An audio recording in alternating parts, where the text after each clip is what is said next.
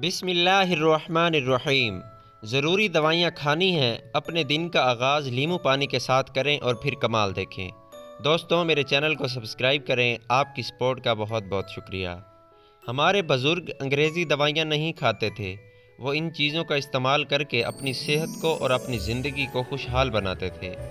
सुबह निहार मुँह नींबू पानी का इस्तेमाल हाजमा को इंतहाई बेहतर बनाता है। सुबह सवेरे नींबू पानी का इस्तेमाल हाइड्रेशन को बेहतर बनाता है और सुबह सवेरे नींबू पानी का इस्तेमाल नज़ला, खांसी और ज़ुकाम से हिफाजत करता है। सुबह सवेरे नींबू पानी का इस्तेमाल तवानाई की सतह को बढ़ाने में अहम किरदार अदा करता है। सुबह सवेरे नींबू पानी का इस्तेमाल दिमाग के अफ़आल को तेज़ करता है। सुबह सवेरे नींबू पानी का इस्तेमाल कैंसर के ख़तरे से महफूज रखता है और सुबह सवेरे नींबू पानी का इस्तेमाल मुदाफ़ती निज़ाम को इंतहाई बेहतर बनाता है। ये मुसलसल वज़न में कमी में भी मदद करता है।